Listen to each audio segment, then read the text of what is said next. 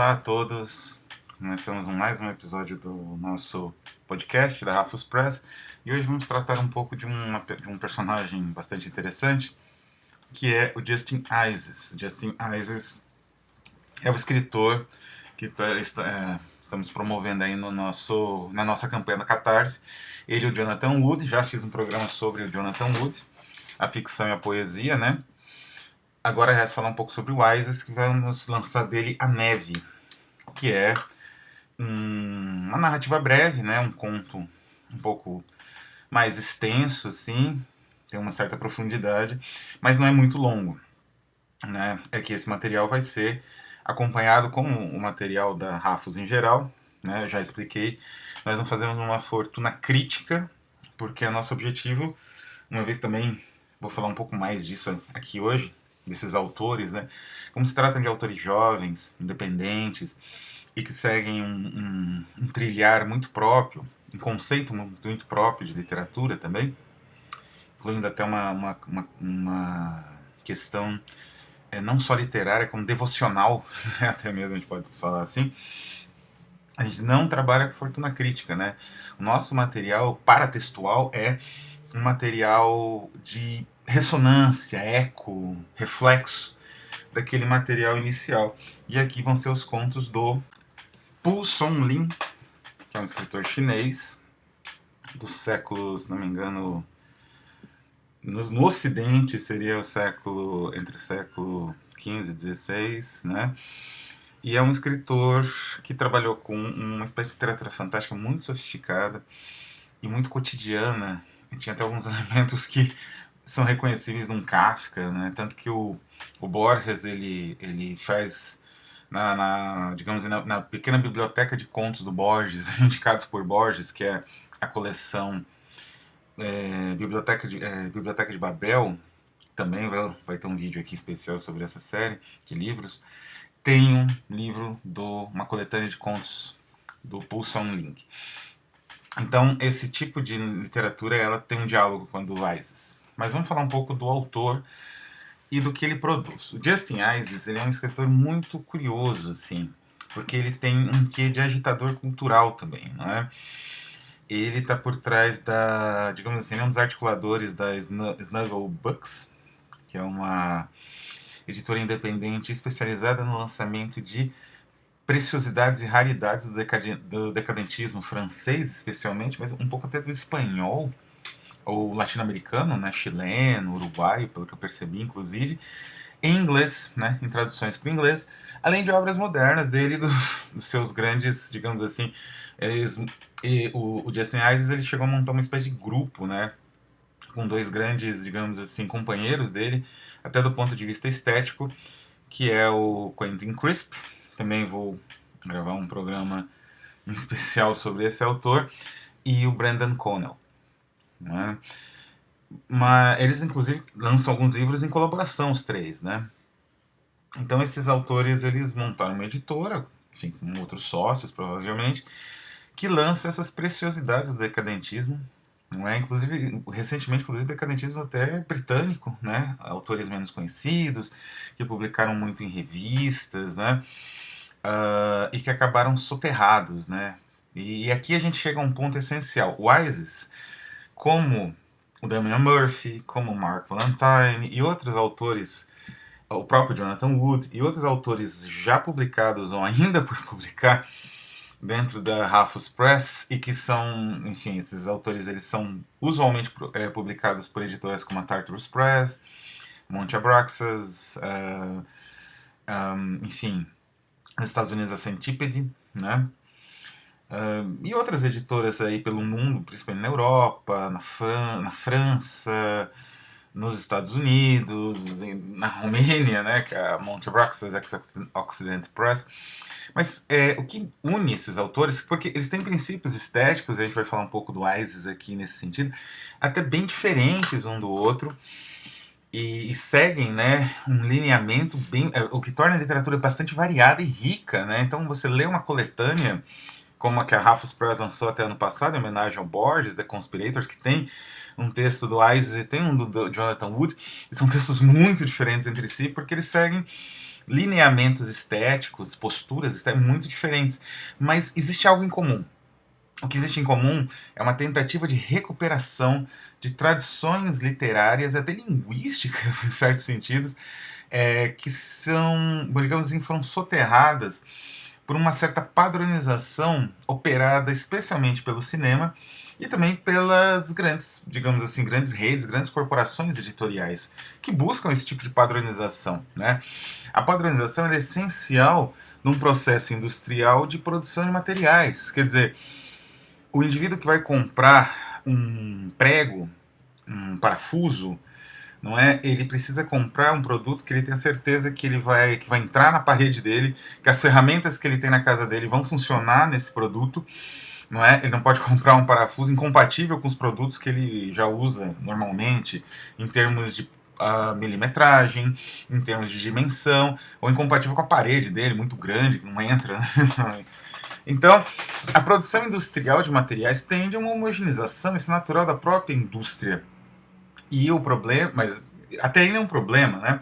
Mesmo em termos culturais, enfim, você vai, dependendo do produto que você trabalha, você vai querer que esse produto tenha um espectador, um leitor, enfim, o que seja, né? Um receptor mais ou menos fixo, para que esse produto não se perca, ele não seja, digamos assim, jogado de escanteio, desconsiderado ou perdido, né, pelos seus potenciais consumidores.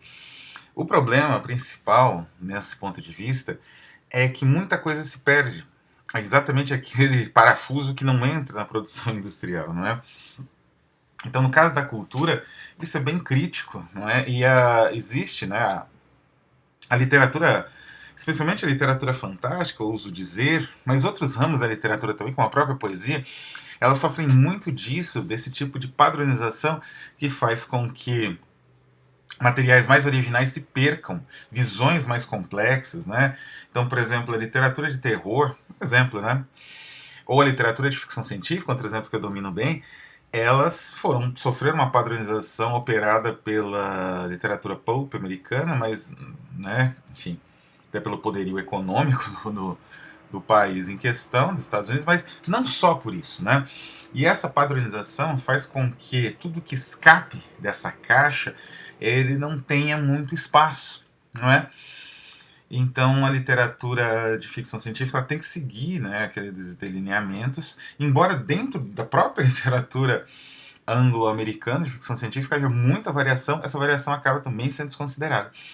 Então esses autores, como Wise, Wood e outros tantos, publicados pela Rafus Press e por outras editoras, né, e que a Rafus Press tenta trazer para o brasileiro, eles tentam escapar, né, eles tentam achar um caminho. E o Wise ele é um cidadão muito peculiar nesse sentido, né? Ele tem, digamos assim, uma apresentação, modo, né, de um pouco de um polemista, ou de um agitador cultural, mais ou menos nos moldes do que se tinha no início do século XX, não é? Um Arthur Cravan, um Luigi Russolo, ou um Velimir Klebinikov, esses autores que dentro dos seus movimentos respectivos de vanguarda, eles tinham um comportamento muito, digamos assim, peculiar, o próprio Alfred Jarre, né? E uma postura muito peculiar em relação ao produto que ele produzia, o tipo de poesia, o tipo de narrativa, o tipo de teatro, eventualmente. Então, o Justin Ises, ele rompe um pouco esse aspecto sisudo da literatura que se leva extremamente a sério, do autor como um indivíduo, enfim, que tem uma apresentação social sobrecarregada, de uma seriedade superficial, não é? Ali para aquela apresentação nos grandes eventos culturais, não é? Que envolvem grandes discussões culturais. Não, o Ises, a apresentação dele é o oposto disso. Ele trabalha, até onde eu sei da biografia dele, ele mora no Japão, trabalha na indústria de games e ele tem um grande apreço pelo rap, por umas, enfim, manifestações culturais mais contemporâneas, inclusive do Japão mesmo, evitando lá mesmo, lá dentro do Japão mesmo, essa fixação da seriedade edulcorada, né? Então, nesse sentido, ele já quebra esses paradigmas e se trata, então, surge um autor que tem uma relevância, tem um interesse, né, para o leitor, até por conta simplesmente disso. Ele, por exemplo, além da noção de neodecadente, que ele está lançando manifestos, não é? Manifestos que retomam exatamente essa preocupação vanguardista, das vanguardas do século XX, aliás, desde o decadentismo, né? Isso não é algo aí do século XX, é algo que surgiu já no final do século XIX, que é a preocupação de uma reforma do ser humano, digamos assim. Então, o manifesto, como do futurismo, não é, do surrealismo, você tinha o futurismo, tinha um manifesto de escrita, manifesto de culinária. Ele está lançando vários, né, o grupo em torno dele vai lançando alguns manifestos neodecadentes de várias, né, digamos assim, várias áreas da cultura e do conhecimento humano. Ele, se não me engano, ele lançou da etiqueta feminina, uma coisa assim, né? Ou enfim, da questão aí da indumentária, né?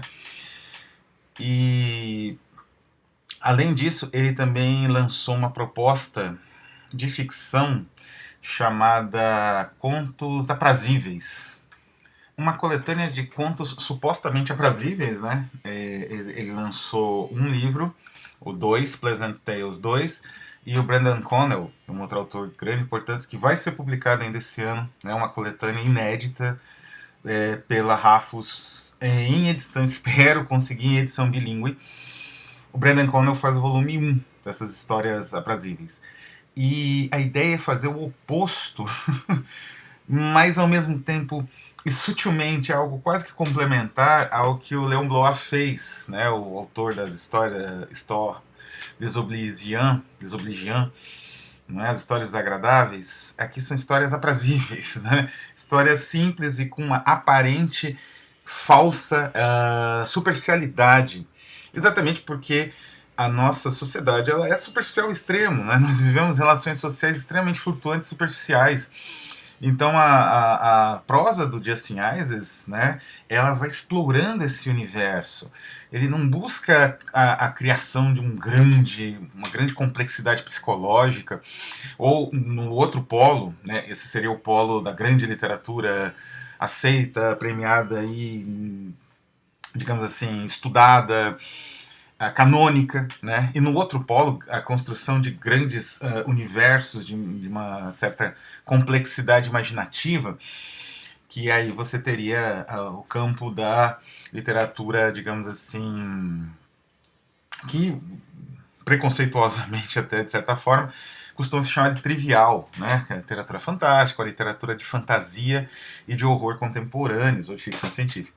Não, o Justin Ises ele vai na superficialidade, ele não busca negar essa superficialidade, ele busca aprofundar de rede social, de contatos ali de trabalho simples, não é? Então, Pleasant Tales é uma coletânea espetacular. Existe uma finesse de ironia que atravessa os contos do Ises que é sensacional, né?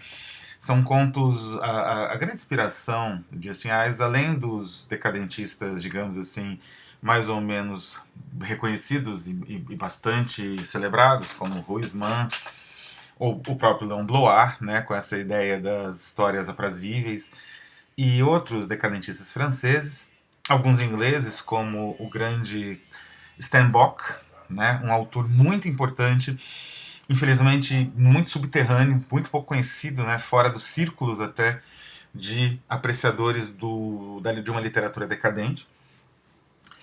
O Justin Ises ele tem uma certa influência, de fato, na literatura japonesa, mas não é numa literatura japonesa, digamos assim, aceita no Ocidente, né? Essa literatura, a versão dos filmes do Kurosawa em termos literários, né? Não que os filmes do Kurosawa sejam ruins, mas ele teve uma considerável atração e recepção no Ocidente que tornou menos conhecido outras obras, né? Também de grande valor, como as do próprio Kurosawa, ao mesmo tempo que uma certa visão, às vezes conservadora no Kurosawa, fez com que um cinema, no caso, né, um tipo de narrativa mais subversivo aflorasse mais devagar, não tivesse tanta vez, assim, né?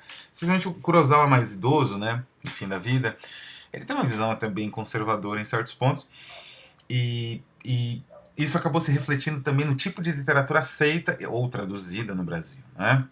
Então, no Japão, uma das influências que é bem notável, porque o Isis também ele faz questão de deixar bem claro que ele é um passante, né? Ele é uma pessoa, um cidadão do mundo, vamos dizer assim. Ele não tem raízes no Japão. O Quentin Crisp, que é amigo do Isis e colaborador, como eu disse, na Sdogol Press, lançaram alguns livros juntos. Ele também morou no Japão como um estudante, como um estudioso, como um scholar. E ele, inclusive, ele tem uma espécie de revisão ou de tradução, o Quentin Crisp, do próprio Tao Te Ching, né? Que é o Tao das Trevas, que é um conto genial que ele publicou. Eu tive a honra de participar dessa mesma coletânea com outro conto meu, e eu li esse conto do Crisp, que assim, uma biscoito fino, né? Uma literatura muito sofisticada, com uma carga filosófica muito original. Mas o Isis não, o Isis ele não tem essa preocupação, né, da pesquisa, até acadêmica, no caso até do Crisp. Não, ele é um... O Japão, para ele, tem... Enfim, é onde ele trabalha, né, o país onde ele está no momento. Então ele tem uma relação mais limitada com a literatura japonesa, mas é nítido que ele aprecia muito o Kawabata, o Yasunari Kawabata, que é um escritor de grande importância no século XX no Japão.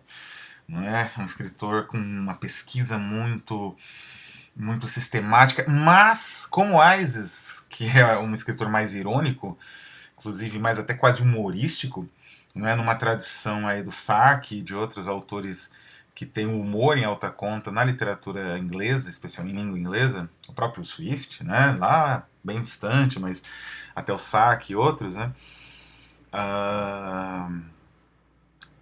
o Kawabata, ele também se preocupa muito com o cotidiano. E, por exemplo, no livro dele de Kyoto, né, Kyoto, que é o título, ele faz uma pesquisa até, não é? Ele chega a pesquisar digamos assim, o dialeto específico de Kyoto, né? É uma pesquisa muito sistemática, mas uma pesquisa relacionada ao cotidiano, não é? Ele não busca o Kawabata, ele ensina, acho que para o Isis, de certa forma, é uma influência mais ou menos, não digo direta, mas é uma influência expressiva. Como essa minúcia, né, como essa busca no menor pode indicar grandes fissuras, grandes contradições. É aquele momento em que a loucura penetra no cotidiano por fissuras que o próprio indivíduo, conforme ele vai levando a sua vida, não percebe como é o grau de rompimento, né, o grau de, digamos assim, aprofundamento de certas fissuras na própria vida dele. E tanto Kawabata quanto o Isis percebem que no Japão, por conta do formalismo cotidiano, né, da ritualização de coisas até simples como tomar um chá, é? Da ritualização cotidiana dos hábitos, que são sempre transformados ali quase em cerimoniais, né, que tem que seguir ali regras muito específicas, tanto o Isis quanto o Kawabata percebem que no meio, essa ritualização toda é para manter um pouco a racionalidade, a sanidade, na verdade, do cidadão, porque digamos assim, nas brechas, né, nas pequenas rachaduras, ele penetra cargas gigantescas de loucura. E é isso que acontece. Na neve, não vou, né, dizer mais da neve, mas é essa a essência do conto A Neve, que é talvez uma das melhores narrativas que nós já publicamos na Rafus Press. O tradutor mesmo, Fábio Wack, falou que é uma tradução, assim, uma narrativa redonda, né? Ela é angular, ela tem uma qualidade de conexões e de desenvolvimentos e desdobramentos que vão do sutil ao mais complexo, de muita perícia, né? E a última, digamos assim, grande influência, né, do Isis, a gente acabou falando das influências dele, que é mais ou menos... Eu acredito que falando um pouco dessas influências, se torne mais fácil para o leitor se aproximar do que tipo de literatura o Isis produz. Como eu disse, é uma literatura que no Brasil não tem abertura, né? E nem em outros países, na Espanha, ele não é traduzido porque ele, de certa forma, deliberadamente, existe uma busca até pela não padronização das ideias, das concepções que estão ali naqueles livros e naquelas narrativas. Então é muito difícil você, né, você tem que correr atrás do livro em inglês e é difícil ter o acesso. Não é qualquer editora também, uma Penguin, que lança uma edição de bolso. Algumas dessas edições são muito, muito sofisticadas e muito caras, porque são edições feitas artesanalmente em papel muito especial, muito pesado, denso, né? Mas enfim, de qualquer maneira, a última grande influência, né, que faz, vamos dizer assim, torna mais fácil a compreensão desse mundo de Justin Ises, é justamente a dos dramaturgos escandinavos na transição entre naturalismo e expressionismo, vanguardas, né? Nessa transição. Que justamente, eu acho que os dois maiores são justamente Ibsen e Strindberg. No Isis, como em Ibsen e Strindberg, existe, e como no Kawabata também, uma preocupação com o menor, uma preocupação com um conflito imediato. Às vezes, assim, é um conflito familiar que se escora em pequenos elementos e que vão, claro, nas peças, esses elementos eles vão se alargando, eles vão se ampliando, até que você, o espectador, né, ou o leitor, ele percebe no final que ponto se chegou ali aquela, digamos aqui, assim, aquela falha de caráter ou falha social daquela família que aparentemente era quase imperceptível. Isso é muito claro, por exemplo, nos Espectros, no Inimigo do Povo, nas narrativas naturalistas do Strindberg, como Madame e Júlia, a mais forte. São narrativas assim que esses elementos vão aflorando aos poucos, não é? Não existe assim, um impacto, um choque muito grande no leitor. Mesmo quando eles afloram, existe sempre assim, claro que no teatro a necessidade dramática é maior, e na neve o Isis, ele, ao mesmo tempo, ele paga uma certa homenagem a essa estrutura teatral do clímax, né, mais climática no desfecho, mas ao mesmo tempo mantém a tradição com esse tom mais o tom menor, né, o tom da comédia, né, a comédia é a narrativa mais baixa, né, foi assim que ela surgiu. Trabalhando os elementos baixos da sociedade. Mas esses elementos baixos, eles se refletem, né? Desde o início na comédia, desde Aristófanes, o comediógrafo ele percebe que quando ele faz rir ali, não é só a risada, digamos assim, das situações eventualmente bizarras, eventualmente cômicas, eventualmente jocosas, eventualmente até grosseiras, né? Que ele constrói ou que ele produz. É a interação dessas situações naquela sociedade que gostaria de ser a sociedade da tragédia, a sociedade do mito, a sociedade do glorioso, do grandioso. As pessoas gostariam que a vida delas fosse, se não uma tragédia, mas um grande drama.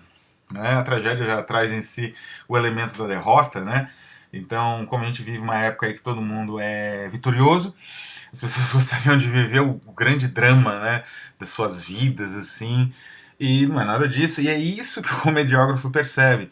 Então, essa é a grande, digamos assim, sacada do Justin Ises, e aí porque esse é o elemento unificador, tanto das suas histórias aprazíveis, que trabalham a superfície mais aparentemente banal da sociedade de uma forma estilizada, ao mesmo tempo cômica e terrível, como a sua, digamos assim, a sua militância pelo neodecadentismo, né, pela redescoberta da literatura decadente, que é uma literatura que lida com essa fratura civilizacional, como uma boa parte da produção especulativa dele, que é uma produção extremamente curiosa, engraçada até mesmo, mas que lida com a fratura civilizacional da nossa própria racionalidade, dessa ideia da nossa espécie dominante, perpetuamente dominante, né? Que é uma ideia falsa. E as narrativas de ficção científica especulativas, que o Isis começou mais ou menos dentro desse gênero, elas também têm esse direcionamento, né? Então é uma literatura de muita intensidade, muita complexidade, com referências muito ricas. É um autor que precisa ser mais lido, precisava ser mais traduzido. Quem sabe no futuro, né? Eu pretendo publicar mais coisas. Ele já foi. O Isis já colaborou com a Rafus Press na coletânea The Conspirators, que está no momento esgotada, e, enfim, permanentemente esgotada, como tudo da Rafus Press, né? Na coletânea Crystal Castles, que também está esgotada. E talvez ele colabore agora na coletânea, em breve, né? Vamos anunciar uma coletânea que faremos em homenagem a Goya, ao pintor espanhol. Então, vamos trazer mais narrativas dele em breve. Eu pretendo ver se consigo, conversando com ele, publicar mais alguma outra narrativa dele dentro, em forma bilíngue, dentro da série Cartai. Tudo bem? Então, leiam Jesse Isis, se possível. Se quiserem, eu posso tentar entrar em contato com ele, facilitar pelo menos a difusão do que já foi publicado em inglês pela própria Rafus Press. Tem essa possibilidade. Não é, se quiserem entrar em contato, né, conosco pelo site e tiverem interesse em conhecer mais a obra desse autor, estamos abertos aí a mostrar, oferecer e tal, porque é um autor que merece ser lido. Tudo bem? Então é isso, vou ficando por aqui. Agradeço a atenção de todos. Peço que leiam cuidadosamente o nosso Apoia-se. Se possível, apoie. Se possível, divulgue. Peço que leiam cuidadosamente a nossa campanha no Catarse de Jonathan Wood, Dias de Sol e Justin Isis, A Neve. Se possível, colaborem. Essas obras são realmente espetaculares. Assim, a gente está tentando fazer uma edição muito boa, assim, uma edição que realmente vale a pena que o leitor tenha um grande livro em mãos e na estante, né, para sempre voltar àquela leitura e tentar buscar novos sentidos nela. É isso, vou ficando por aqui, um abraço e tchau.